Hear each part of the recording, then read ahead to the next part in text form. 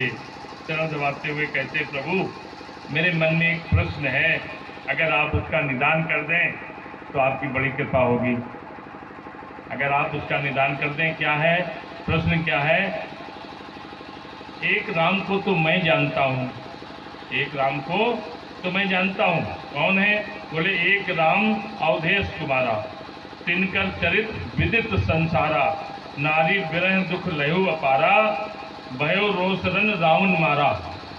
बोले एक राम को तो हम जानते हैं, वो कौन है? बोले वो अयोध्या के राजा राम, अयोध्या के राजा दशरथ के पुत्र राम है। उनकी महिमा तीनों लोकों में हमने सुनी है। और उनकी पत्नी को रावण चुरा करके ले गया था, तब राम ने जा करके रावण का वध किया था। इन राम को तो हम जानते हैं प्रभु। तो क्या प्रभु ये वही राम है जिनको शंकर जी निरंतर जपते हैं, या फिर ये कोई और राम है और शंकर जी जिसको जपते हैं वो कोई और राम है? बोले प्रभु जैसे मिटे मोर ब्रह्मभारी, तो सुना करके हमको बताइए। याज्ञवल्क्य जी मुस्कुराए और बोले वाह भाई वाह, समझ आप जो है बड़े चालाक हो। बोले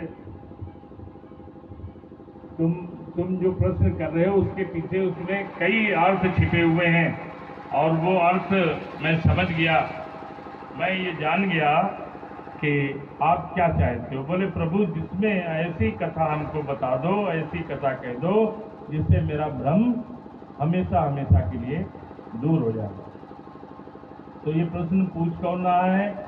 बोले जिनके गुरु वाल्मीकि जी जब राम कथा लिख रहे थे उस समय ये उन्हीं के पास थे, और उस समय राम राज्य चल रहा था।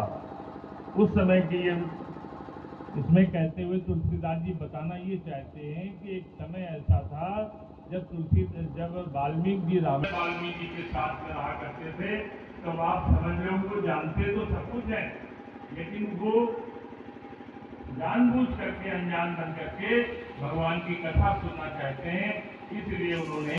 और जब इसीलिए कहा जाता है कि महापुरुष जब को किसी को कुछ अच्छी चीज सत्संग सुनना चाहते हैं तो वो किसी इस तरीके का प्रश्न कर देते हैं कि आपको खुद उनकी बात को मानना पड़ेगा, और वो जो सुनना चाहते हैं वो आपको सत्संग उनको देना पड़ेगा।